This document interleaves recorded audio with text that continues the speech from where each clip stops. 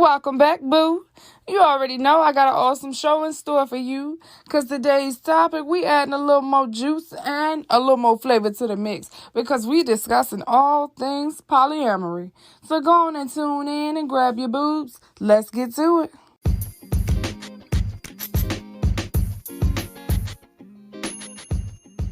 This episode is brought to you by House of Boobs, where we sell everything boob except your bra. Your one-stop shop for all your boob accessories. Be sure to visit us at www.houseofboobs.com. That's HAUSOFBOOBS.com.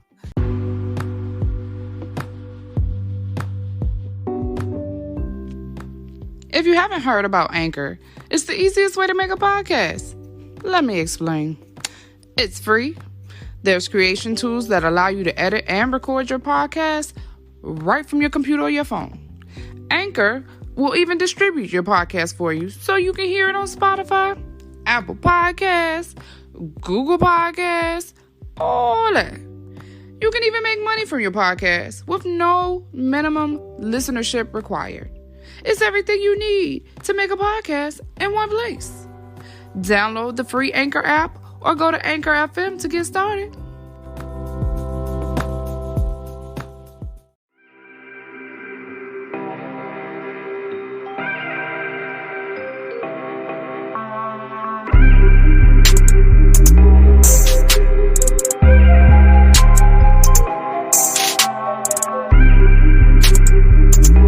What up, y'all? We are back in this thing, episode 7. This is our 3-part mini-series finale. Not the season finale, just the mini 3-part series finale, because we coming out with a banger. What? Boom.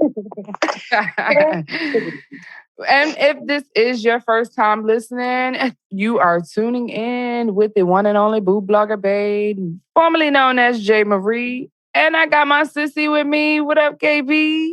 Well, that's me, baby. And we thank you for tuning in with us because this is Boobtionary. Let's get it started. Yay, boob. Right.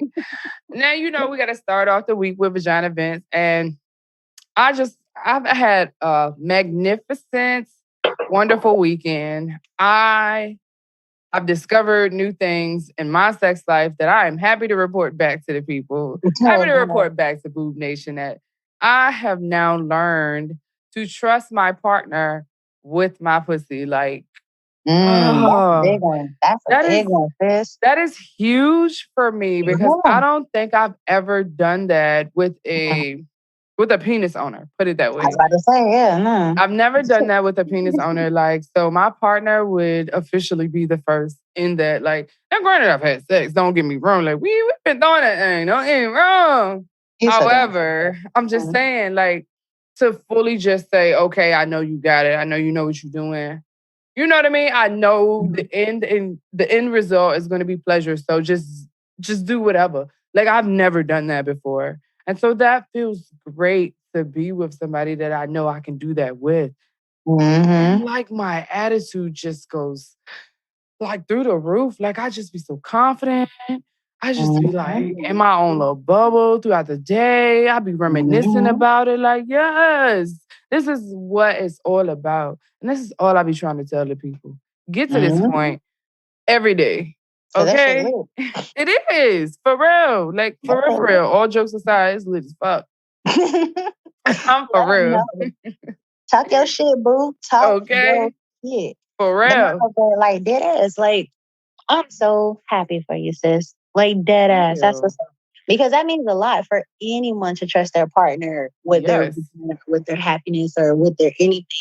Once I give you these precious little treasures, motherfucker, you hold on tight to him. The fuck? Word though, because like you know what I mean. Like y'all know if you follow my page or if you follow the Boobtionary page on Instagram, you know I'm all for self pleasure. Like I'm all for playing with yourself, masturbating, because it's the key to having a great sex life. Like if I want to try something, I'm always going to try it on me first.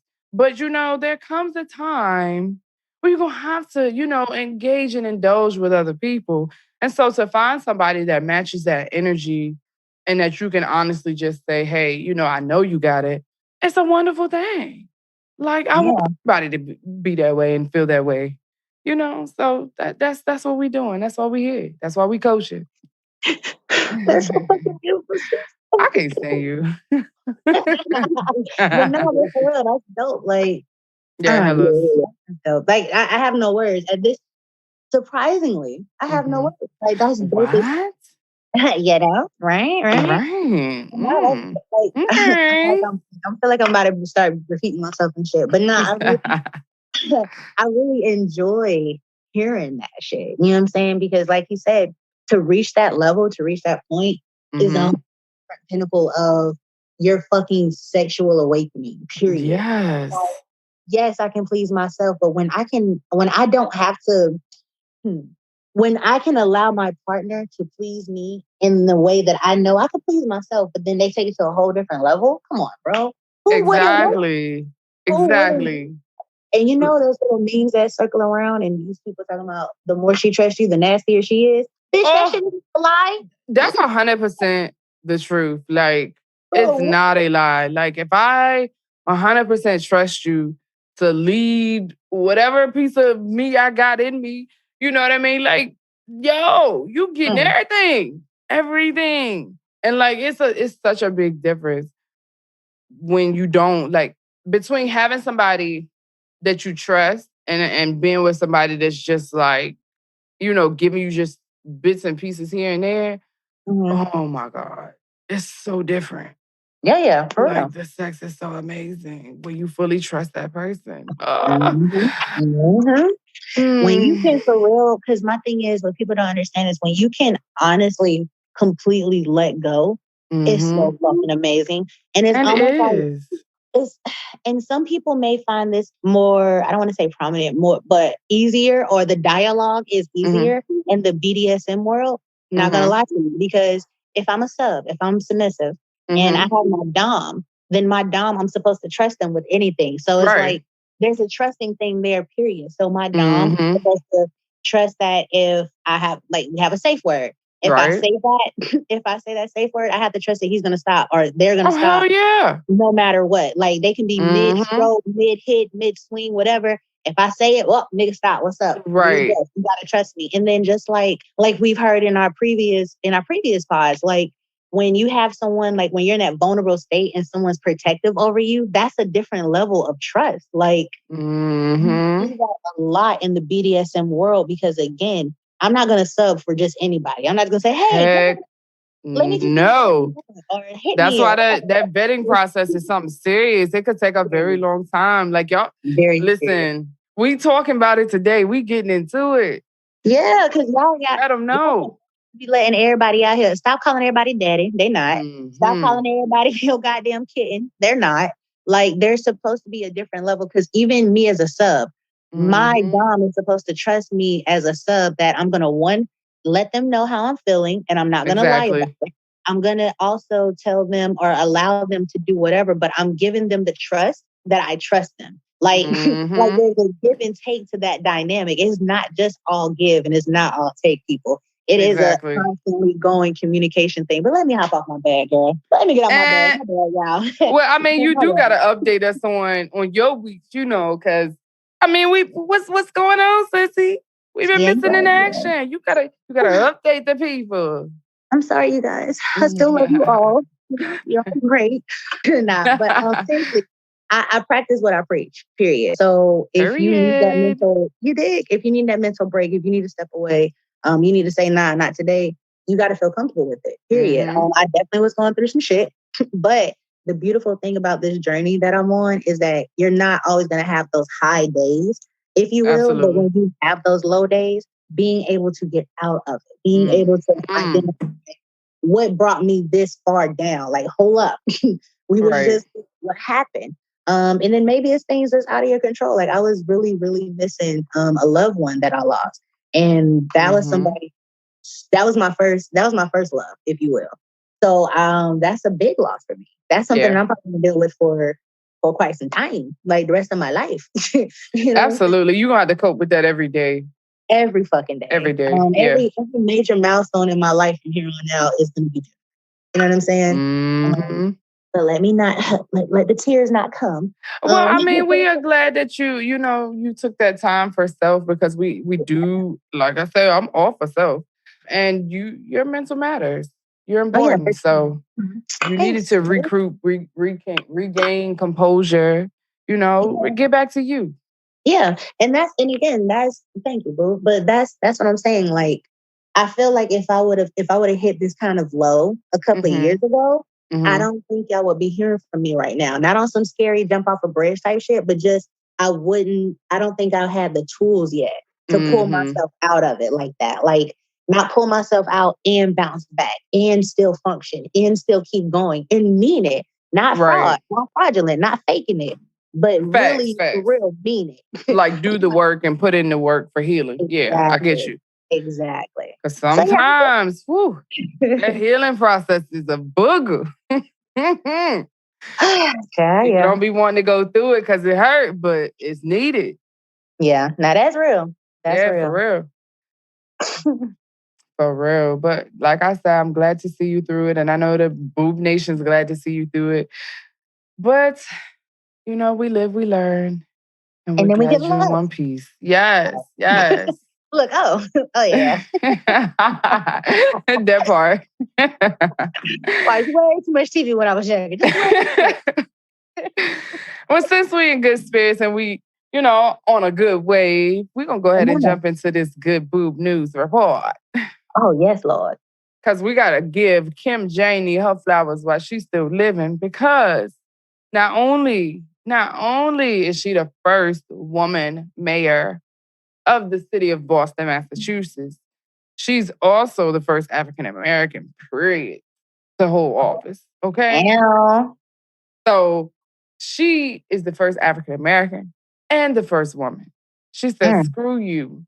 I'm breaking both barriers. I'm in this thing. At the same damn time. That's what's up. Right, though. Now, let's not get it twisted. It's an interim position because the current mayor was elected to be President Biden's labor secretary. It was outright. They was like, Chuck the deuces, I'm out. Because I would have been the same way. President called me and said, I got a job. I'm out. Two fingers to the wind. But, somebody got to take the spot. However, they chose Kim. So she stepped up to the plate. Now, let's be clear, she ain't new to this. She's been putting in major work in the community, especially the Black community within that area. So it's no surprise that even as an interim mayor, they chose her for that position.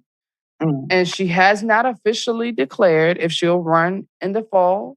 However, the people want her to. I know, like she blocking blessings right now. I mean, it's already there. Like, you already in that position. All you got to do is say you want it. I mean, I'm just saying, sometimes it's that simple. That's it. It could all be so simple. It could all be so simple, but you rather make it hard. Speaking of making it hard, though, talk about working 19 years in your side hustle from waitress to CEO. 19 years, bro. A long time be working a side hustle, like a side hustle, not even your main stream of income. Like, but that's some dedication for your ass. That's that. It is. Go ahead, girl.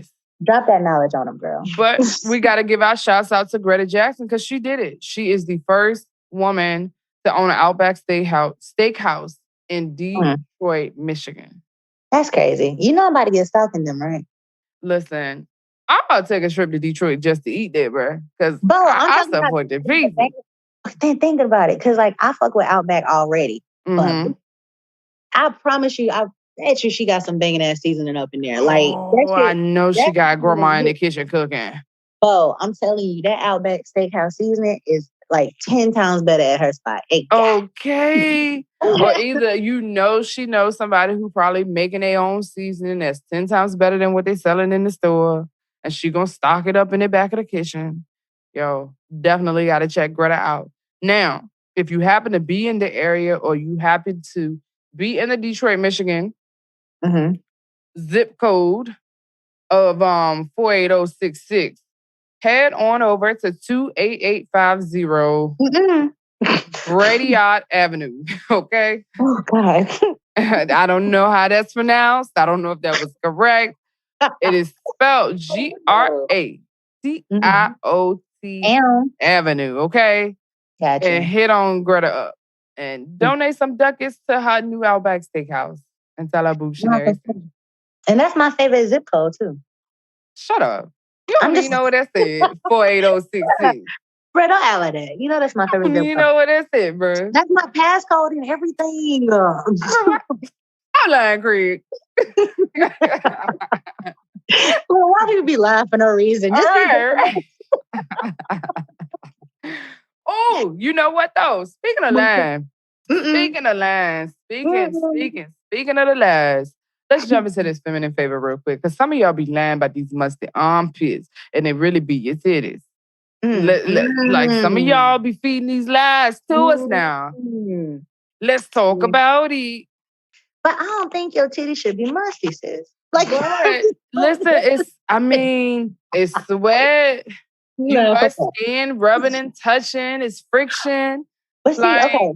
But so hear me out. Again, I have boobs. I'm a female. I sweat. You know what I'm saying? And I work out and everything. So I get it. That's true. It'd be a little moisture right there. It'd be a little it's a little different. And sometimes you smell and it's not the body butter that you put on. It's not the lotion. It's not the oil you put on. It's something it is not Daisy by Marc Jacobs. You get over it is not. It's not at all. However, I do not think, and I do not know the correct way to say this, but I don't feel like your titties should be smelling like your armpits. I just don't feel like those are the same kind of. It can happen though. Look, how? Listen, okay. Once upon a time when my titties was big, like they small now. However, they were a little bigger. Anyways, I did lose weight. And we know when you lose weight, your titties go down just a little bit. So they were a little bigger at this time. But like my under boob used to sweat a lot. Now, that's a really bad indication that you're wearing the wrong bra size. That's like a red flag altogether. However, at the time, I didn't know that. I was just going around with musty titties. And I was just like, yo, I know it's not my arms because I know I put on deodorant and I can smell my underarms. It's not my arms. It was legit my under titty. So what I started doing was putting deodorant under my boob. Like just one little swift little movement under each side. And just like my underarms, it worked. I ain't had that problem no more. So you put deodorant on? I did. You could do powder if you want to be, and don't nobody want no sugar donut on your chest. Nobody want no sugar donuts, sis. I keep telling you. Some people like a little sugar on their food. But it works though. It does mask. I can't say mask the smell. It does capture the moisture so that you don't sweat profusely under your boob. So definitely just lift and swipe one good time. You ain't got to put all that deodorant down your torso, none of that. No, just swipe one good time and you'll be good to go. Okay? One good deodorant under each boob. And I promise you, you're going to be good to go. Okay? All right, y'all.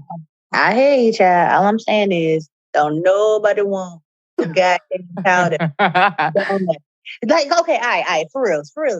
I don't even know how they used to do that back in the day. Did they just run and take a shower real quick? Because if I'm sucking on your titty, shawty, and I'm playing with them things, and I come back and it look like I just stuck my hand in a bag of powdered donuts, I'm gonna be turned off. The fuck is this? For real. Okay, so you know what? I did. Okay, so I did mess with this girl one time, and she had like gritty titties. I touch him. I promise. Like, you know how, okay.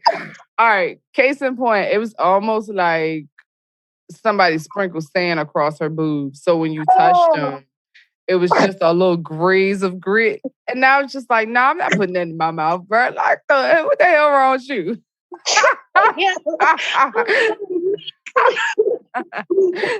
Now, I don't know if it was from her deodorant. I don't know if it was from her clothes. I didn't stick around to try to find out. I just was like, nah, I'm not putting that in she was my an mouth. X-Men, and she really had like Sandy, like she was Mrs. Sand or something. Listen, that day it won't working, honey. Let me stop talking shit, y'all. But look, but that's nasty. Okay, I'm sorry. No, we are not bashing Sandy. No. It's a difference from laughing at some shit and just bashing. Oh yeah, like no, I'm not bashing anybody. We're not. However, I won't put them shit in my mouth. Exactly. Hence why you don't want no damn powdered sugar. Stop telling folks to put powder on their damn breasts. Ain't nobody doing that shit. But I mean, I'd rather see powder flakes or a cloud of dust trailing behind you than to smell you before I get to you. Don't even worry about it. Matter of fact, it depends. You know what? For me, and I mean this, and I don't give a fuck if y'all judge me. I kind of do. Y'all don't judge me. But like, look, depending on the situation, a little mustache might be all right. Like, let's say we get done playing damn basketball or something like that, and you come up off of it, and you got that little natural, little sweaty. Oh, now a natural musk, is different than musk. Okay, that's two different things. The way you and that, appreciate it. I'm just saying. Let me be clear. That musk with the K is a little different than musk with the T. Okay? I'm just saying. There's a difference in that there. Nah, you're right. I mean, you're right. Okay, so maybe I'm thinking about something different. Like that natural aura, that natural smell. Yeah, I'll be ready to go. Fuck all that. Keep like a baby wipe or something in your purse. Do not goddamn. All right, get a honey pot, little wipe thing. Get you a little wipe. Carry like a little disposable wipes in your back pocket. Get the little. If you're not let's say you're not a purse holder or you're not one of those people walking around the bag, nigga, you got a wallet. Get one of them little You got a coin purse in your pocket, something. Put something in there. Do not, I swear to God, do not listen to J. Marie. Not put goddamn powder.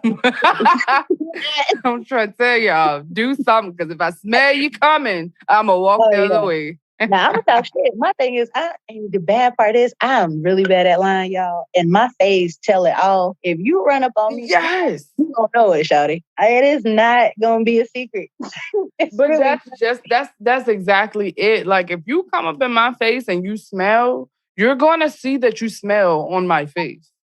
And I'm not going to be able to hide that from you. So rather than to embarrass you like that, I'm going to just walk away.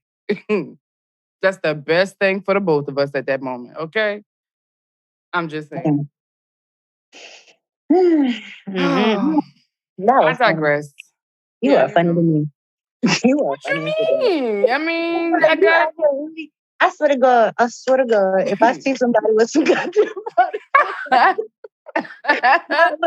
I can't even go to the store and see powder donuts now without cracking the fuck up. Oh, I'm be weak. I'm be weak. That's all I'm gonna say. I'm really mad at you for that because I'm not. What? But I'm for real. Like, okay, like no lie. I have relatives that still wear powder in their boobs and under their boobs and bra today. And I talk shit about them too. Why the fuck are you putting in them? But listen, they don't stink. They don't stink though. Nigga, I get to them. Do what works for you. Now that's true. You're right. You're right on that part. Do what works for you. Don't be out here lying, folks, because some people still be sweating. That little baby powder that you put in between your titties is not. Whew, Jesus, let me tell you something. Yeah. That little baby powder, it does not mask everything how everybody thinks it does. It really don't. Think about it. You're sweating out the powder. It starts to get all clumpy and stuff. Now you just got like clay. Now you got rub it in. You know what? Be like deodorant, bitch. I swear to God. You better go to the next topic right now. Don't you say shut up. I mean, just rub it in. I mean, you at the shower later anyway. Hopefully. Oh, then I say, don't talk about it. Hopefully, we don't have a hygiene issue. It's just a smell. Hold on. See what I'm saying? Okay, I'm sorry. Oh, all right. Let me go on to situations, relations, and situations for y'all. Get me in more trouble today. Ooh, moving on from the musty titties. All right. Relations and situations. So, our listener letter for today. All right, what name I'm going to come up with today? Ooh, okay. So, I'm looking at this book. So, Gray. We just going to go with Gray. Okay. Like 50 Shades of Gray. Oh, I like that. Yes. All right. So, Gray wrote in and said, so I just got out of something very serious, and I had the mindset of being free in these streets. I met someone who is really nice, and I like them, but liking them forces me to face all my insecurities and things I don't like about myself, and often think it will turn them away. How do I get past these things? I didn't know it was going to happen with this particular person or what's going to happen with this particular person. But I'm thinking about how to get past these things in the future for future relationships. Please help. Okay. Woo. That's a doozy. That ain't wrong though, bro. I mean, to me though, the only way to get past insecurities, to be honest, is to do some self-healing, because insecurities are a reflection of something we don't like within self. And so it's like that little tingle of jealousy in somebody else because we see what we want for ourselves in them. You know, it's that. And then it can also be things you have not healed from in prior relationships. There you go. Like that relationship PTSD shit is so real. I need people. Oh, yes. Absolutely. Like that's a real thing. Matter of fact, motherfucker, to be honest, be all the way transparent, nigga, I'm still going through that. Like there's like I'm a talker, right? I don't mind communicating. But it was at one point I was told so many times, damn, you talk a lot.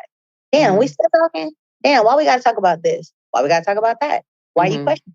When really it wasn't me questioning them, it was just, hey, well, how are you feeling right now? What are you thinking about? Regular shit that you would do in a relationship, but because I stayed in this relationship and I kept hearing over and over again, you talk so much, you do this, you do that. Now when I talk to someone else, I'm like, yeah, my bad, I'm probably talking your ear off. And they're like, what? No, you didn't. Get your shit off. That's so different because now I'm like, you hear me?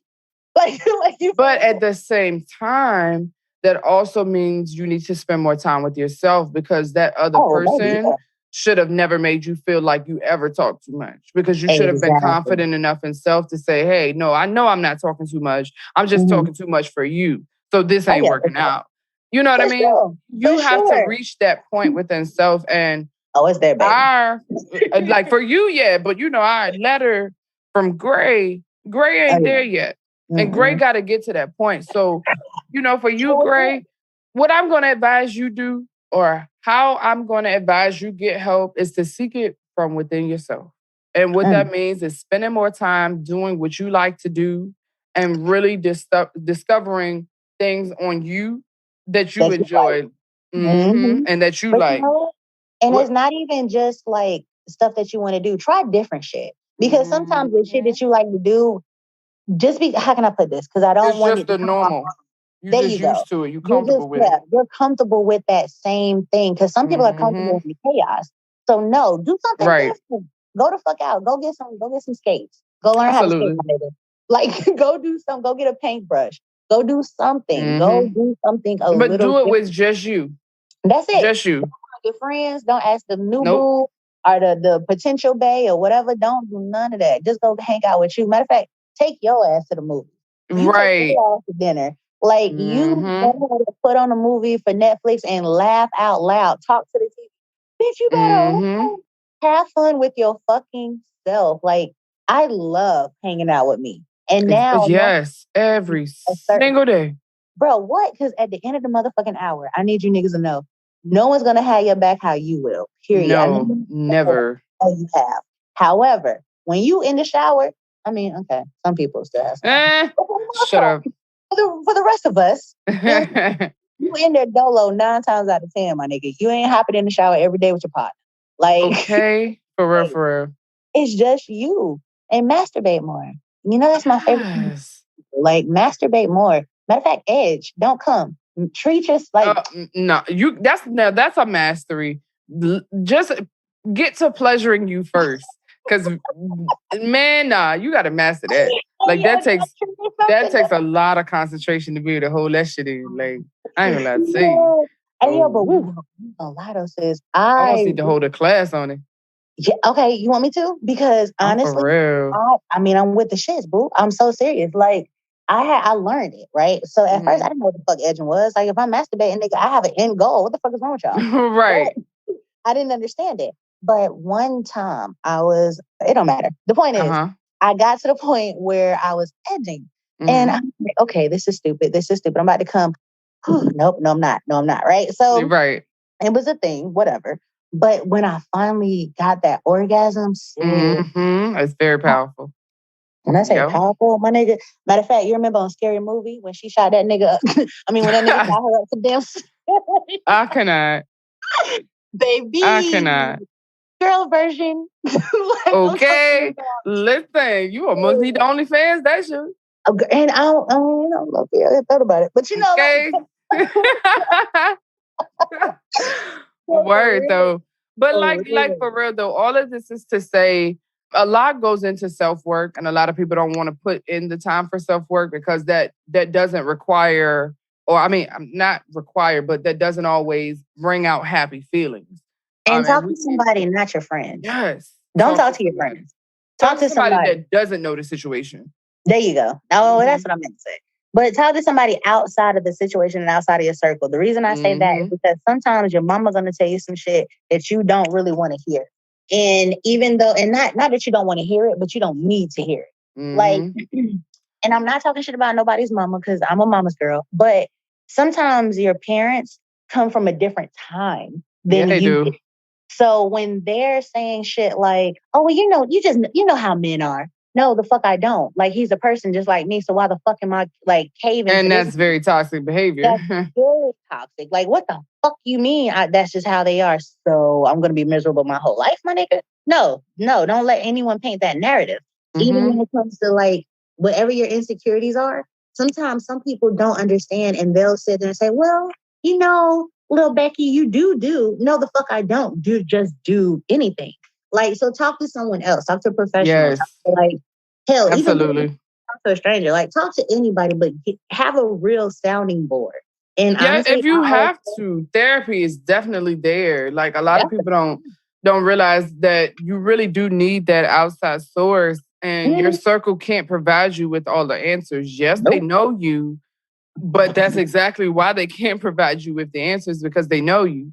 You know what I mean? Yeah. You need somebody that doesn't know you, that has to, understand who you are from the outside looking in, so that they can give you real advice without that emotional connection or without that judgmental block up, because they don't know nothing about you.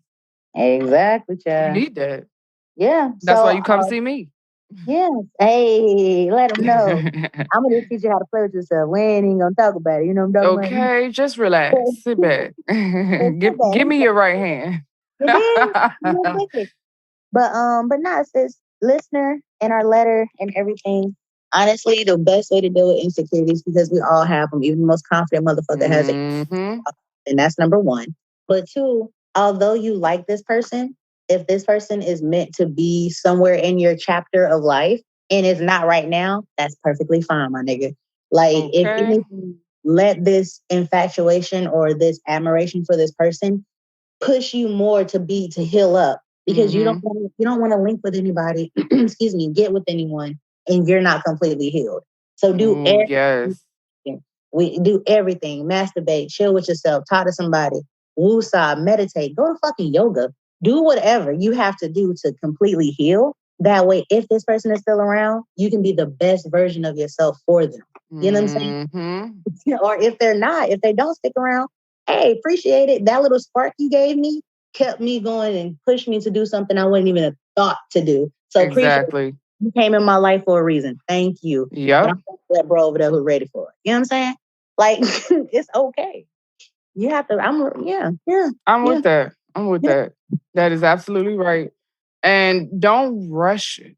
You know, if you are not ready and if you still have insecurities, you're not ready.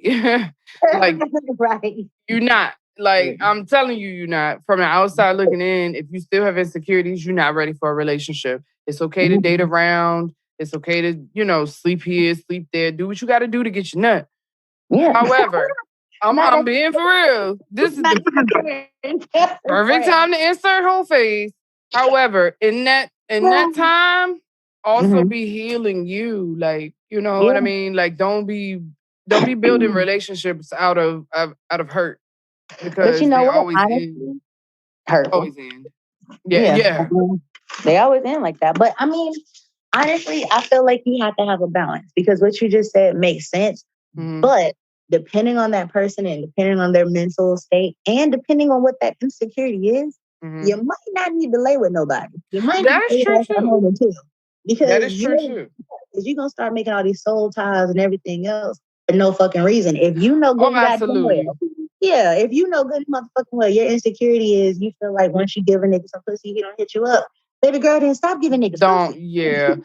Yes, now that is very, very true. And that's a very good point to make. Now, only insert whole face if you're ready for that part. Like, if you're not ready for it, definitely don't play that game because all you're doing is setting yourself up for failure in the end because now you're going to have to, on top of healing from what you're going through, you're going to add more to it. And then it's going to make the healing even more, and 10 times worse or more intense because now you're adding more onto your plate. So definitely don't do it unless you're ready. Because me, on the other hand, by the time I done cut you off, I done mentally already distanced myself. So I'll be ready. Yeah. I just need to get over it. But you're such a fucking Leo. I mean, I can't help it. I really can't. But everybody don't operate like that. And I understand that. Because they're not Leo. Listen, I mean, I can't help that we've been, distant and, we spacing. I'm just talking shit. I fuck with Leos. Because y'all are funny. I mean, sometimes you can't help it. Yeah, because y'all be acting like y'all don't give a shit, but then y'all give all the shits. Like, sometimes it depends on the person. I mean, I'm talking about when it comes to me, nigga. Like, see, that's different. Look, I care about you. Nah, that's facts. I'm about to say I can't say that about everybody. Because if I don't care, I really don't care. And that's sad to say, but that's my sign. Like, don't blame it on your sign. Name a Leo that you know that you can honestly say you knew they didn't care and they showed you that otherwise. Like, no, you've never met a Leo that you didn't know. Wait, stop pressuring me. I'm thinking. Okay, thanks. Let me see. Whenever a Leo didn't care, you knew. Wait a minute now. Yeah, not that nigga. Oh, no, that bitch was horrible. Oh, yeah, you're right. Yeah, whenever we don't care about something, you gonna know we don't care because we're not gonna put any attention to it. I guess that's with every Leo. Yeah, that is true. You Leos are fucking trash. I'm just playing. Let me stop talking shit. I love you guys. Shut up. Because Cancer now, we're not gonna get on y'all. Hey, simmer down. Simmer the fuck down. Because it's so funny though. It's so funny. Niggas always want to go to that Cancer shit and be talking shit like, oh, y'all so emotional. Y'all be forgetting that emotional, like emotions, there's not just one, nigga. So emotions make you cry sometimes. Yes, that one thing. They'll cry, but there's also fight, there's mad, there's sexual. Like, I've never met a Cancer. I've never met a Cancer or anyone talk about a Cancer who's ever been in love with a Cancer, not say that their sex was not good and addictive because we're so passionate and we're so emotional. Like, I fuck with my whole being, my nigga. That's why you feel everything. You feel like God just breathed into your body. We're not about to get into this Cancer versus Leo thing today. We just not. However, we gotta jump into the let's talk topic, and we gotta get to this. Oh, we just gotta get to this interview for today because I'm excited! Yay! It's everything. It's giving us all the feels. It's everything we need right now to end off this 3-part series we got going on. Like, Like, it's just everything. We just gonna click play, man. Like, just gonna listen. Go run that shit. Just please be advised that our neighbor is in his feelings. He is singing I Will Die For You by The Weeknd. So if you hear it, he is screaming it at the top of his lungs. We're like, hey. But he does this at least once a week. So it's like, but why today? Like, we got work to do. I'm so weak. He's literally, we had to close the window. He's literally the backyard, like right behind us, screaming The Weeknd. It's just, he is so in his feelings. It's like, who did it? Oh my God. That has tickled my soul. Oh, I'm so weak. I just wanted to let you know in case you heard somebody just in their feelings in the background. It's our neighbor singing The Weeknd. He is going through it right now. Somebody didn't resurrect his Sunday. It's okay. Oh my God. No, somebody did not get up for him. He is not having it. That is hilarious. Oh, man. Oh, all right. Ooh. We can go ahead and jump right into things. I definitely want to thank y'all for doing this for us today because you are definitely a staple in the game. So I definitely will enjoy talking to y'all. Definitely love the vibe y'all give off. And I know I first saw you guys do an interview with Sex with Baddies when she does her Thursday spotlight. And I was just like, oh, I love her.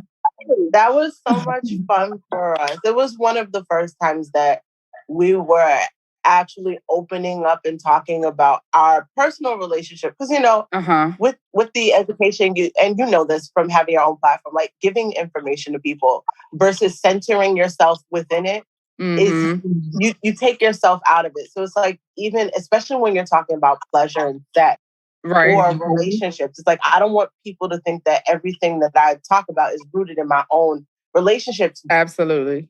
It's where we research and we study and we consider so many things. So it's like, when we talk about pleasure, when we talk about sex and dating and all these things, it's like, we never really talk about us. So being on the hot seat, it was really cool to talk about some of the things that we enjoy as far as intimacy and dating and even our non-monogamy and polyamory as we approach it together and separately, because we came into our relationship non-monogamous. Yeah. Okay. So we already knew what we were about. We were intentional about that. Yeah, so we had some experience. So it was interesting even talking about that and dating and how it's been. So it's even more fun to get to talk about it again. So I'm excited. That is awesome to hear. Go ahead, Sissy. I said, now I'm excited. What? I want to know everything. All the stuff. Yes. Definitely want to know everything. So, like, in your definition, like, how do you even define polyamory within your own relationship dynamic?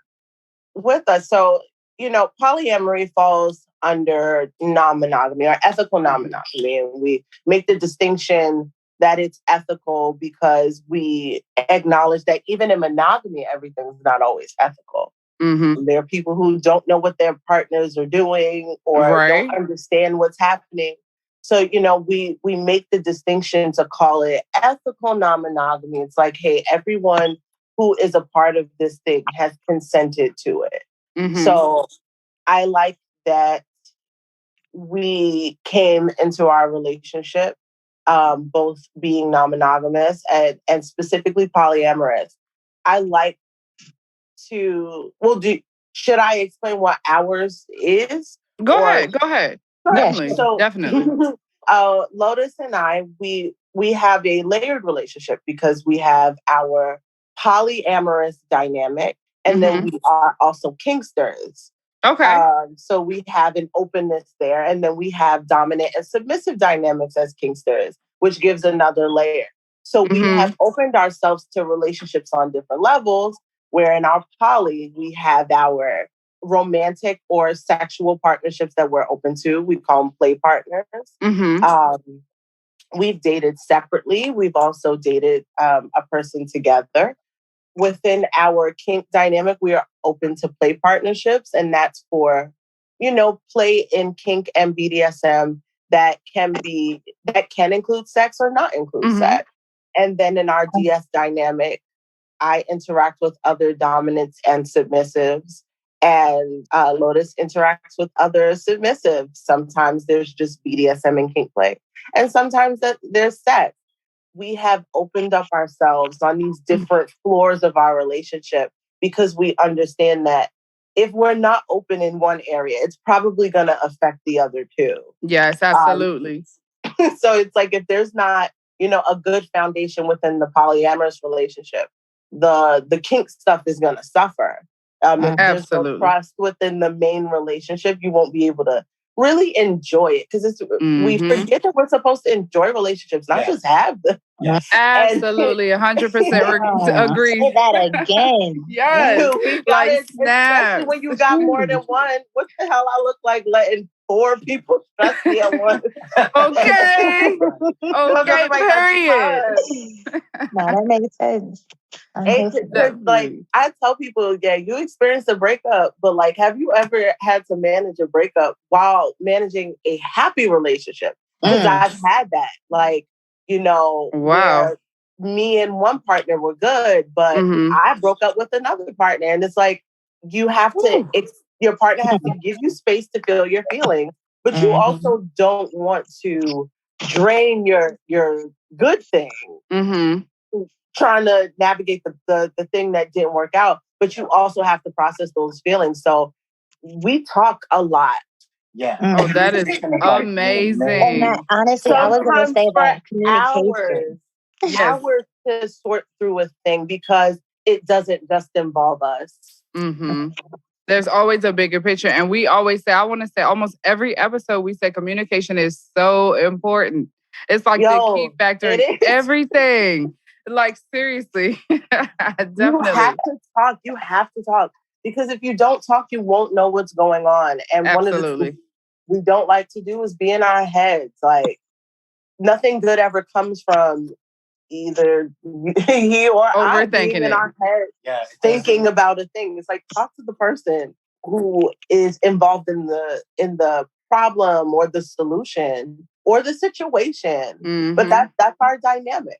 Our dynamic is it's kink, it's non-monogamy. Right now, we are not dating anyone together, but we are pursuing relationships separately. We have what would be referred to as kitchen table poly. Okay. Which is polyamory, where everyone is cool being around each other. It's not contingent upon sex. There can be sexual interactions, but right now we don't have that. But if I'm FaceTiming naked with one of my other partners, he'll come and say hi. Okay. Or, I'm friends with one of his romantic partners. So if I'm talking to her on the phone, I'll, swing the camera and ask them if they scheduled any time to talk. And it really varies on your levels of involvement in your poly. Some people don't want to be that involved. I'm comfortable with it. I actually been the thing with the person I'm friends with is actually kind of new. So it's exciting for me to. I feel like the best poly is the experienced poly, not the theoretical. Because like you can tell yourself, oh yeah, I'd totally be fine in that kind of situation. And the situation happened, and you're like, I don't like that. Right, until it happens. Right, exactly. It's totally different living it out versus talking it out. Man, definitely. Like, you don't know what your emotional response will be until it happens. Like until it happens. Yep. Jealousy can be experienced on many different levels, and it's triggered by so many different things. Or you could even think that you're gonna be jealous, and you're not. And you're not. It's like, oh shit, I feel happy that you're enjoying this person's company and that they're treating you well. Right. And then it's just like, shit, like that's something different. I didn't expect that. And that's compersion. That's a term in non-monogamy. Yeah. Tell us about compersion. Yeah. It's my favorite thing. It's not mandatory in polyamory. I do want to make a note to say that the feeling of compersion. Yeah, my love. People say that it's thought to be the opposite of jealousy and possessiveness. Right? Because compersion is wholehearted participation in the happiness of others. Right? So like you're actually getting pleasure and happiness from seeing someone else be happy. Yeah. So my personal compersion is twofold, right? I love to see, people like my partner for the same qualities that I like about them. Absolutely. Yes. Like they have good communication. They don't like they're easy to talk to, but also it making it twofold is the fact that one of my kinks is seeing my partner with other people. So I'm getting off actively with every positive interaction. Literally. It's like, I like that because, in kink, we've seen each other have sex with other people. And right. In the shared space. I realized that I enjoyed the vanilla, kind of regular interaction just as much. Like seeing him make time to talk to people in ways that doesn't interfere or make our day hard. Like, hey, I'm going to talk to this person today. Fine, you have space. We don't give time frames, but we're conscious. It's like, no, I'm not going to go talk in Jones with somebody standing on my refrigerator. Right. What you would have done is like if I had kissed you, like we don't have stuff to do. Right. But also, I want you to make time for someone that you say that you like, and I enjoy seeing those interactions. So I was like, oh, okay, so it's my kink, but also I can apply this to my relationship. This is cute. But compersion's not mandatory. You don't have to like it. You don't even have to be that involved in your partner's dating and who they see and wanting to know. You can have, they call them don't ask, don't tell dynamics. But to me, sometimes those are not always the most healthy. Because it's open to a lot of misinterpretation. Yeah. Absolutely. Because there's also still a lack of communication in that dynamic. Yes. I agree. Exactly. Yeah. I agree. That's really what it is. I couldn't pinpoint why I didn't like it, but yes, because there's still a lack of communication. And also, why don't you want to know? Exactly. Why don't you want to see? And if you feel like you're not necessarily prepared for these things, are you really interested in being in this lifestyle? One of my favorite Black run poly pages is Marjani Lane. Oh, yes. I love them. And the other day they posted this joint that was so good. And it was like, you're not really polyamorous. And it gives all these reasons why sometimes people explore polyamory that have nothing to do with wanting to be polyamorous. It's like your partner's cheating a lot. You feel like that's the only way. Yeah, I think it too. It's like, oh, you feel like this is the only way that you can be sexually free by being polyamorous. It's like, you don't have to be poly to be sexually free. Go shake your titties wherever you want. Right. Absolutely. No relationship should be the defining factor on your level of wholeness or freedom that you want to experience. Like, I didn't need polyamory to live a pleasure-filled or a pleasure-centered life, but it helps. And I realize a lot of kinksters are non-monogamous because it does give a level of kind of like freedom, space to explore when you have someone who understands and who's likely also doing the exploring that you're doing in whatever, whether it's kink or BDSM or just non-monogamy as a whole. A lot of people in kink tend to have multiple partners because you want to experience things with a lot of people. And everyone doesn't have the same kink. Right, and everyone doesn't have the same kink. So you can find someone who you really like and maybe they're not into that. So you want to be able to go explore and open yourself up with other people.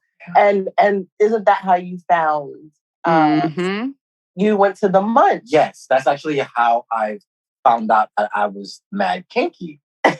I need details. Yes. Well, it's always interesting to talk about it. I was in a relationship for about a decade, like my 20s. So long. And we was always having good sex. But we mostly did long distance relationships. So we had to be open for certain parts and different things. So we were trying to learn as much as possible about it. And so I was like, all right, I'm trying to meet Black people who are ethically non-monogamous, who communicate, who do all these things. I found a meetup, and every single person in that meetup was kinky. It was actually a kinky meetup, and they were talking about exploring monogamy. Right. And it was just so amazing because then I got to ask experienced kinksters about their kinks, right? And then I got to really explore for myself, like what I wanted to get into. Like, was I dominant or submissive? Do I like bondage or impact play? And I found out that I was dominant and I loved bondage. I loved impact play. And I have a sensual style of domination. And so that's pretty much how I found it out. But it's like I was exploring this ethical non-monogamy, and then I found out, like, oh shit, this kink shit is real. We have virtual munches where we get together with kinksters, and usually they're topical. We try to do them once a month. So we do like kinksters who love cannabis, kinksters who are poly. But even when we're doing non-poly kinkster meetups, we still tend to find non-monogamous people who are seeking play partners or pleasure partners to explore with. And it's like, wow, these things kind of go hand in hand. But also you can be a very monogamous person and date a polyamorous person as long as you have understanding, preparation, and communication. It can work. Yes, it can. Definitely dated monogamous people, and they just had to be comfortable. And you got to work within people's levels of comfort. Like I was telling Lotus yesterday, I was like, the problem is in a lot of relationships, people don't care how others are affected. And I was like, the thing in non-monogamy is you have to care because it's not just you and one other person. Like there was a time where we were going to break up and we had another partner, and we kind of talked amongst ourselves and thinking we were making these decisions. And she had said, like, did anybody consider talking to me since I'm in this relationship as well? It's like, you can't just internalize things and say, well, this is between me and this person. We have to consider that everything we do affects the people around us. And that's not just poly, that's in monogamy too. We should care about our friends that are affected by some of the decisions that we make. I had an experience with one of my friends cheated on her man, but I was friends with her man. So he came to me. It's like, girl, you got to consider other people. I didn't even, like it, but it's that. But in non-monogamy, we possibly would have another person to consider on a different level. Sometimes if they're in the relationship, then you have those conversations. And if they're not directly within the relationship and more so sexual, you still have to communicate things to people. It's been an experience. And I personally have explored different kinds of poly, male, female dynamics, where I was dating two guys at once, or we did a triad where we were all connected, us and another woman, with the point of connection being Lotus. That was cool. I think triads are ghetto, but would not recommend. It's the hard. It's hard. Like I really do. I'm gonna say right here on Boobiest, that is not the kind of polyamorous dynamic you try straight out the box. Don't do it. Okay. It's the hardest. That's a don't. I think that you should definitely explore polyamory dating just as a whole, like dating multiple people separately before you try to bring the different personalities together. It's the equivalent to inviting all your friends to one place and they have different personalities and you just try to make it work. It's that. It's like, how do I get all my friends to one birthday party, but you don't know how it's going to play out. Sometimes you may think that people are compatible and maybe they just aren't. And you kind of got to be okay with it and not feel too bad about it. There's a lot of pressure in polyamory as well, especially for Black people, because everybody wants you to be the blueprint. It's like, but like people break up in monogamy all the time and nobody says it. Y'all leave them alone. Y'all don't say, well, monogamy is the problem. It's like, why is it that with polyamorous people, break up like anybody else would? It's like, it's because of the lifestyle. It's like, it's not the lifestyle. they was crazy. Right. Sometimes it be like that. It be like that. That is very true. Sometimes it is like that, and people don't understand that the dating dynamic is still the same regardless of how many people you include. It's still the same. Like, I'm still not gonna bond with everybody I meet. You know, and everybody's not going to click. I still have a preference. It just like applies to more people. Nerves. Right. It happened. Like, oh, that person was annoying, so they had to go. And people were like, you think it's the poly? No, I think they were annoying. I said what I said. Right. Hey, I 100% agree with that. Definitely. Well, no worries. It's just us. Anyways, I wanted to ask, how did you two meet? Like, how did you two get together? Because I know on the live, I kind of got a story and I was like, yo, it's so interesting. So I definitely got to tell my nation, like, how did y'all two meet and get started with each other? Yeah, sure. So I was following Lotus Wolf on Instagram because I was trying to get more into rope. And as you know, girl, the representation ain't always there. So yes, it was very nice to find a handsome Black guy who did rope, who wasn't being pervy and weird in his content.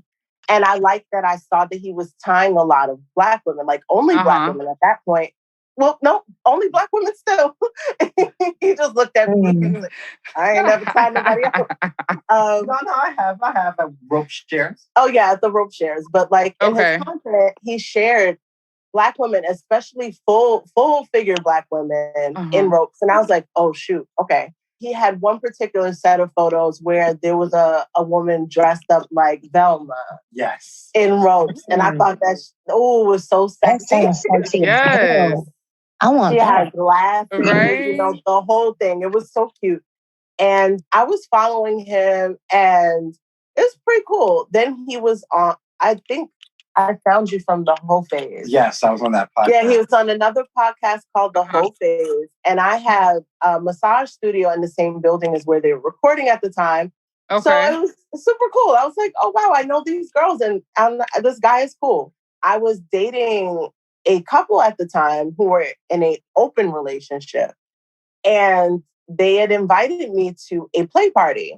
Okay. And they originally had somebody else that was supposed to go to them. And play parties vary. So this particular play party was a all-Black party. A all-Black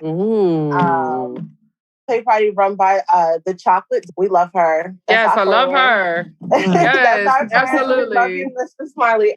So they were having this event. Now, girl, I was not prepared for this play party shindig, right?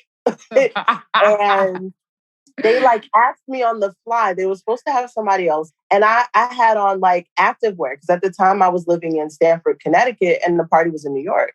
So I was just visiting my partners for the weekend. And they were supposed to have someone else go. I decided to go. And when we get to this party, my girlfriend at the time did not tell me that it was Halloween themed. So I was mad as hell. All the girls were so cute. You know, they got their latex, all like good things.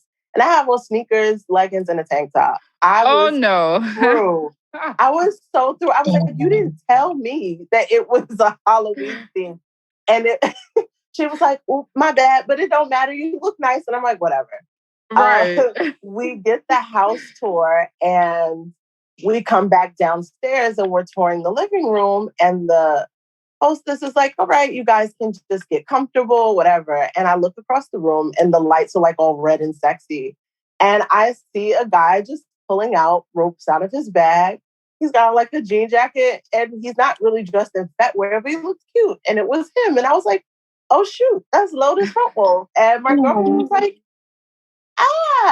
look, it's him. And she runs to him and she hugs him and stuff. And I wasn't nearly as bold. I didn't even say hello. Oh, man. I ended up just sitting nearby and just not saying anything. That night, that party was so much fun. He and my girlfriend ended up having... not even... No. Him and my couple, my partners had sex. They had a threesome. Okay. And I watched from nearby with some crackers. It was great. I got to see him in action. And then it's so funny because in hindsight, he's like, you should have talked to me. And I was like, when I was going to talk to you, you had come out the bathroom with just the shirt on. Your dick was out. Like, what was I supposed to say to you? And I was sitting and you were standing. Like, what was I supposed to say? Like, how was that conversation supposed to go? And he's like, you could have talked to me. And said, what? Hey, sir, your penis is nice. Hi. That is a great opener. Given the setting. So, we left the party and my partners and I, we had decompressed. We talked about the night. It was cool. And I think I hit him up maybe a couple days later, just saying, hi, and that it was nice meeting him. We did have conversation that night, just in a different way. I was acting as proxy for my partner during the time of her scenes where she was bound and kind of in a submissive space, just to communicate with Lotus at the time what her limits were, what her boundaries were when she could not. Because you're in a state of euphoria. Right. And it's nice to have someone who can speak on your behalf and advocate for you. And one of the things that made me really like him was that he didn't let anybody touch her when she was in those vulnerable spaces. That's amazing. Yeah. There was a guy who kind of wanted to jump into their play and he put his arm in front of her and he was like, dude, you got to ask her. Like, you can't just jump in here and think you're going to like play with people. I think he was literally going for the pussy at this point. He was like, you can't do that. And I liked it a lot because I was ready to go off on this dude. And I didn't even have to because he was immediately so protective. And that's what safe space that's really so important. is. Yes, yeah, absolutely. For sure. Like to see that you do protect people, you do care about their safety when they are not in a position to speak for themselves. That was very good for me. So I hit him up. I was just like, it was good to meet you. He was like, it was good meeting you. And then he was dry as hell. And the thing is, because people hit you up all the time, especially when you're doing this type of work. Right. And I was at a play party fucking in front of a room full of people. That's very true. Good point. And I knew the people that I was fucking, or like, because he had knew my partners because my girlfriend at the time was following him. They had interacted and they were very friendly. And we had talked about they had talked about playing. It was me who was meeting him in person for the first time. So he was kind of like, all right, thank you. It was wonderful meeting you. Bye. Like the traditional sense of hi, okay, bye. Thank you. Yeah, it was literally hi, bye. And I was trying to, like, he had been traveling for work. And I was like, oh, you're going to Portland. That's cool. How was your flight? Just trying to strike up regular ass conversation. And he would have them, but then it wouldn't go beyond that point. So one day I was just like, well, hold on a second. And I put on my best Vicky's Secret, and I slid in his DMs with a nice juicy booty selfie. Yes. And he was like, shoot your shot. Go for it. I was just like, here's my number. He literally responded with, oh, so here's my number. Yeah. I love it. Yeah. And getting to know him, over time, later over the last couple of years, I realized that he was protecting himself and also protecting me. And I had to be very direct and very clear about what I was interested in and what I wanted in order to get him to respond in that way. And it's also something that's kind of added to our poly because I trust my partners not out here in the streets because they barely paid me any attention in the beginning anyway. I'm like, oh, child, he's the curve king. Like he's like, but I thought she was cute. Which was funny because he's like, yeah, but I was looking at your pictures though. I'm like, but you weren't talking. Right. Nope. No, that's like, I can look at her like, damn, she has a beautiful smile. I know she probably got some good conversation. Look at her pose. That is nice. Aww. And it's just like, you got to protect yourself. But we went through that vetting period of really getting to know each other. That was about, what, 6 weeks? 6 weeks. So after I split in his DMs and we exchanged numbers, we talked for about 6 weeks. And at the time, I was purely seeking a dominant submissive dynamic for BDSM play and sex. And he was like, okay, that's cool. Like, I have the capacity for that. And then we started there. We started there slowly but surely, just with casual sex and dominant submissive dynamics. Like, I like tasks. I like to have someone hold me accountable for certain things. Like, hey, did you finish those projects? Did you send your emails? And I love to have support. I love to feel like, hey, I really need, it would make my life easier if I have some coffee brewed before I have this meeting.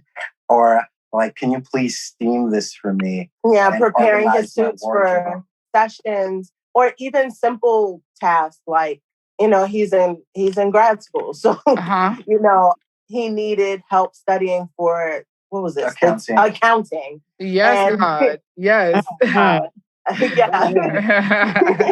So he does like financial stuff. So I volunteered to make his flashcards, and I did about 100 flashcards for him. Okay, you put in some serious work. Because, you know, there's different types of submission, and mine falls under like service submission, which is not inherently sexual, but it's really receiving pleasure by making people's lives easier. Like, I realized I even like to do that for my friends. Like, I like to help my friends. Just, if there's something that you need that I know how to do, let me do it. Let me make your life easy. And if I can't do it, I'm probably able to point you in the direction of someone who can. And it's just about being a resource and feeling valuable. And the gratification is the praise and having it be intentionally recognized. And girls, sometimes just being called a good girl is enough. Yes. Like, I love it. Yes, it stimulates you just a little bit. Yes. Just a little something, just a little taste. It's good. Absolutely. So my last question. So for the listeners who want to get into this lifestyle or are new to things, what's the best advice you can give somebody coming into things for the first time? Coming in, spend some time with yourself. Yeah, and be open to change. One of the things that fucked me up in my poly was feeling like it was going to stay the same. We change what we like as people genuinely as we grow older, as we have more experiences, as we try things. It's like, ooh, I like this, or I didn't think I was gonna. Let's incorporate this. Let's incorporate this. Like yesterday, we had sex while I played video games because I wanted to experience. I wanted to experience active pleasure where I didn't feel like I had to be directly involved in what was happening, but still enjoy it. And we ended up having such a positive experience. We was both like, well, we need to keep this. We're going to add this. This is very nice. Yes. But understanding that your taste is going to change, your desires are going to change as you meet more people and you experience more kinds of poly, you're going to want different things. So don't, I think the issue comes from the expectation that people who are monogamous put on people who are exploring polyamory. It's like, well, I thought you was with this person. It's like, so, okay, I dated them. Like, we date regular. It's like, so I dated 2 people and I didn't like either of them. Right. You think it's not hard to, you know, I was telling him yesterday, I said, it's so hard to find regular people to just be loyal and regular with. Yes.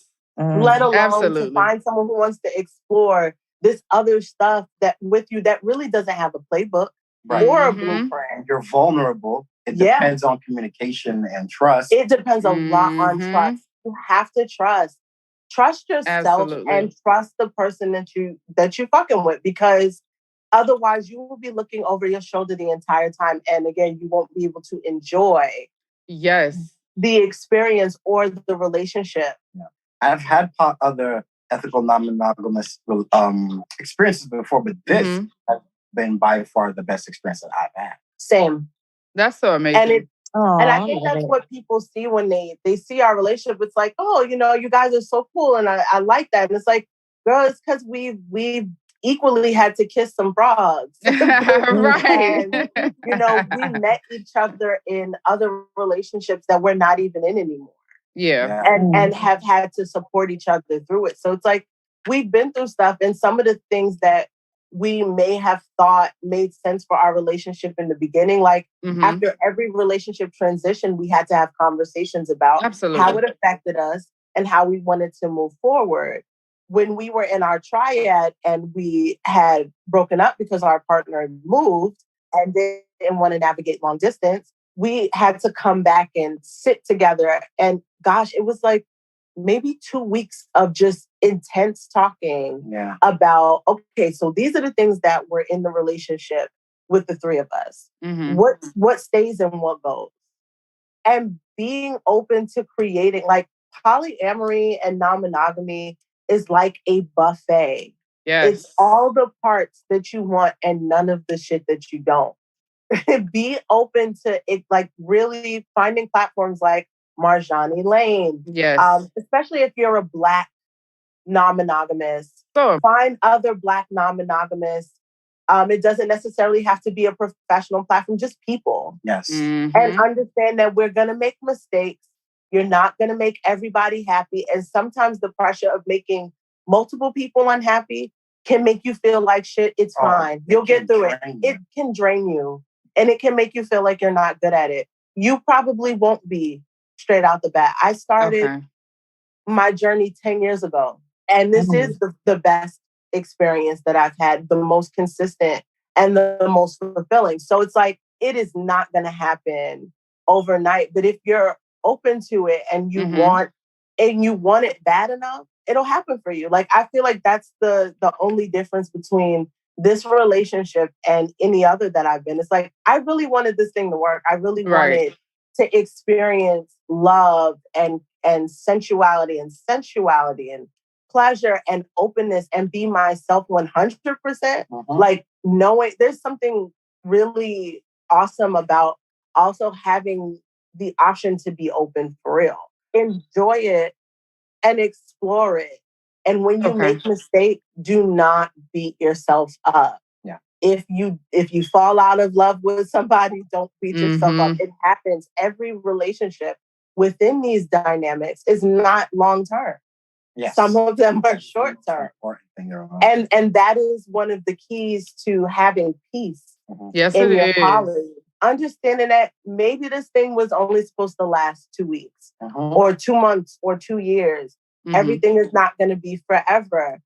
You know, being non-monogamous doesn't mean you can't get married. Like, you can still have those things. And especially with Lotus and I both being queer, that also adds more layers, because it's like, you know, in our queerness, being perceived as a hetero couple just because we're a man and a woman. It's like, you know, who we date and why we date, when we date, you know, sometimes look a certain way to certain people. You can't control how people perceive what it is that you do. Yes. True. Don't do it for the people, do it for yourself. And if it's not working, walk away from that shit. Because you'll sour yourself on the polyamorous experience if you are not being honest with yourself. If it doesn't feel good to you, talk about it. If you feel like they don't care enough, or you feel like you're hitting a brick wall, you're feeling a lot of jealousy or any negative feelings, talk about them first. Don't always assume it's because you're insecure. Yeah. Sometimes, and we've learned this, scarcity can bring on negative feelings. If you feel like you're not getting enough attention or not having enough conversations, be prepared to talk about every single thing that you're feeling. Go ahead, Lotus. I know you. He loves to talk to the newbie. He has a heart for the newbie polyamorous person because of his own personal experiences. Yes, just a few things I would say to look out for. Like, if you are feeling as if you can't enjoy your dates with people in your relationship, like, that's a sign that things may not be working out the way that you want it. And by enjoy, it's like if you feel like you can't talk to the person that you're trying to explore polyamory with about your experiences with other people, because they don't want to hear about it, or they always have something negative to say. Or they might just be like, I didn't like the fact that you were happy. Yeah, some people can flat out just say, I didn't like how excited you were, that you went and had these experiences with these people. With someone else. Or with someone else. As if that took away something that you had with them. It doesn't. Yes. You're one of the things that we would definitely like to leave the Boobiest family with is that the key to success in this lifestyle is understanding that our worth is not dependent upon our success in relationships at all. And our partners enjoying the company, the love, and the sex others does not mean that we are not valuable. So my partner going on dates does not depreciate my value or make me question how loved I am. I Absolutely. am loved. So if you have someone and you want to explore this with them, start with how much you love each other and how excited you are to explore this thing, and put your relationship first. If you are someone who wants to explore with someone already, put your relationship first. I know sometimes people go against hierarchy in polyamory, but I am pro hierarchy because I live here with you. Right. I'm here with you. And we started this journey together. So there's no way that we can disregard each other's feelings at this point. If you are exploring, and they call it solo poly, which is where you put yourself first and you want to go out and date, understand that any interactions you have, any mistakes you make, any experiences you have as a whole does not depreciate your value if you feel like you're not getting it right or you're not finding the right fit. It will come. It will come. And stay positive. Don't let the memes fuck you up. I hate that one meme. It's like, I'll be talking about poly. Y'all can probably get your ass beat. You could probably get your ass beat by a poly person if you don't come correct. Like, don't let those memes discourage you. Don't think that you gotta be a sister wife. You don't have to be that connected. But just do you. It's like dating in any other regard. And it can be fun. Your Boobiest family can always reach out to us. Yeah. Definitely let the people know where to find you at, where to reach you guys at. Absolutely. If you want to contact us to ask us any questions about non-monogamy and get any resources, we love to recommend things specifically for BIPOC kinksters, and we go extra hard for Black kinksters and non-monogamous. Yes, they do. We love y'all. We are y'all. And you can find me at the Goddess Blaine. It's Goddess GAWDDESS Blaine BLANE, and we have Lotus_Rope Wolf. Yes, on all platforms. On all platforms, and we can be reached via email at any of our links. Instagram is just the best way to get access to all of our stuff, like our mailing list. We have upcoming events that are listed on our social media platforms, but one of our most important ones is our upcoming class for vetting for pandemic pleasure partners. Yes, indeed. We're not acting like people not fucking in this panty. Right. Because they definitely are. Safe. We are. And, and there's some people who aren't yet, but they are looking to explore, and we can't beat ourselves up for wanting affection. Some of us and most of us have just been in the house. We're just going to work for the last year and a half or a year and change. And that's work, and not being able to experience hugs and orgasms that are guided by someone else. So we want to talk about creating vetting processes for meeting people during a pandemic, since we're not necessarily going to like lounges and people are using more dating apps. So we're talking about vetting people virtually, getting all the information that you need, navigating safety as you are meeting people for play or for meetup, and creating a vetting process so you know how to communicate your needs, wants, and desires, and also exactly your boundaries. What to do. Yes, and you know exactly what to do, and also expecting the mistakes, because we're always going to make mistakes, and just really trying to transition into this new lifestyle of dating and the pursuit of good sex. That's what we've got coming up the next. Oh no, that's not next month, y'all. That's this month. That's the end of the month. I just forgot it's April. It's this month on the 29th. But yeah, and we can't wait to announce to people that we were on the Boobtionary podcast. Yes, absolutely. I definitely put your classes in my story all day. So definitely be on the lookout. Thank you. I definitely want to thank you guys so much for your expertise and dropping gems on this episode because it was much needed. Like, you guys are so much appreciated beyond measure. You just don't know. So definitely thank you for stopping through with Boob Nation and chilling with us today. Thank you so much. Thank you. We appreciate you. Thank you. Welcome. It was so much fun. Have a great day.